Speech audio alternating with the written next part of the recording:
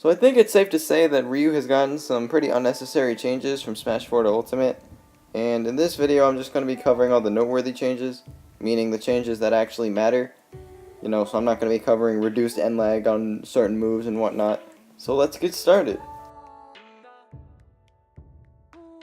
So as everybody knows, Ryu's main combo starters are his up tilt and down tilt, and thankfully this has not changed, but they have been tweaked a little bit.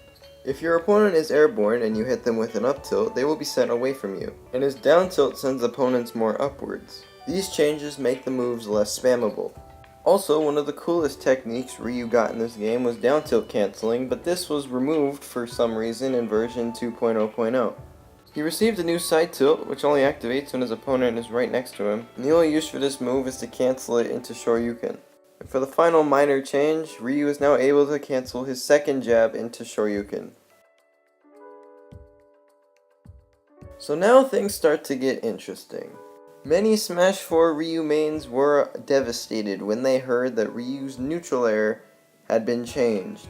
Nair strings are completely gone. The only way to use Nair in this game now is to land with it, but that has limited options. And because of this change, it removed my favorite combo to do with Ryu, which has been in every Ryu montage that I've made prior to Ultimate.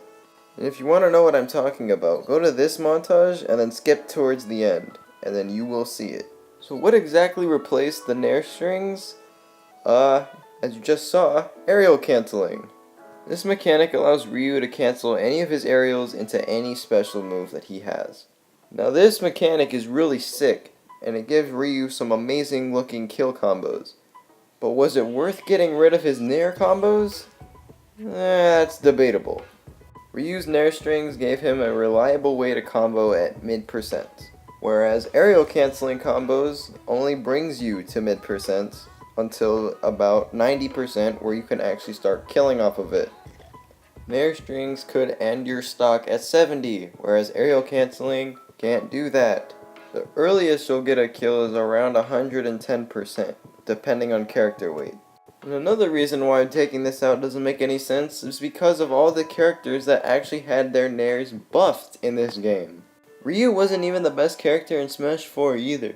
And it doesn't help that he still has a problem approaching, considering his most ranged moves are aerials, which can be easily blocked and punished. His Nair strings rewarded Ryu players for getting in, and if they were good enough, they could either get a good amount of damage, or even the stock. So taking this away from him really doesn't make any sense to me. But moving on to a nerf that I expected, Ryu Shoryuken no longer has frame 1 intangibility. The intangibility now starts on frame 3, which compared to the next thing I'm about to say is basically nothing. They made it so Shoryuken can clank with other moves.